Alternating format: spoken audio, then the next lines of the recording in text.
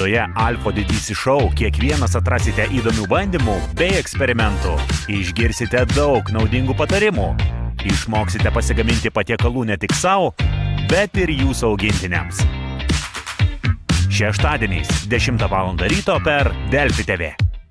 Tinklaraštininkas Skirmantas Malinauskas tikina demaskavęs Viktorą Uspaskichą. Paklausime apie milijonus grinais, kurie buvo sumokėti jam. Tai supykdė politiką. Geriau išaiškinti tiesioginį metrį, o ne už kampą pilti kažkokią kitą purvą. Malinauskas neišsigando ir žada atkirti. Ir aš labai džiaugiuosi, kad turėsiu progą jam užduoti šiuos ir kitus klausimus. Uspaskichas prieš Malinauską penktadienį 19:15 tiesiogiai per Delfi televiziją. Delfi socialinio projekto Nešvairuok filmas. Su jumis Šaras, sako žmonės maigo telefonus. Pažiūrėsime, ar iš tikrųjų tai yra rimta problema, ar tik tais šiek tiek išpūstas burbulas. Vienai dienai pritvirtinau GoPro ir mes pasižiūrėsime, kas vis tik daugiau naudojasi telefonais. Ar tai yra pėstieji, ar tai yra vairuotojai. Filmuok! Žiūrėk, ką daro!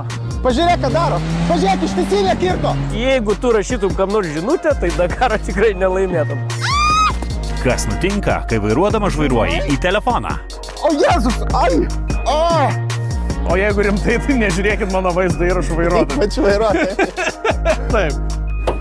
Barzdukas! Tinklaraštininkas Skirmantas Malinauskas tikina demaskavęs Viktorą Uspaskichą. Paklausime apie milijonus grinais, kurie buvo sumokėti jam. Tai supykdė politiką. Geriau išaiškinti tiesioginį metrį, o ne už kampą pilti kažkokią kitą purvą. Malinauskas neišsigando ir žada atkirti. Ir aš labai džiaugiuosi, kad turėsiu progą jam užduoti šiuos ir kitus klausimus. Uspaskichas prieš Malinauską penktadienį 19:15 tiesiogiai per Delfi televiziją. Tele2 laisvas, laimingų žmonių internetas.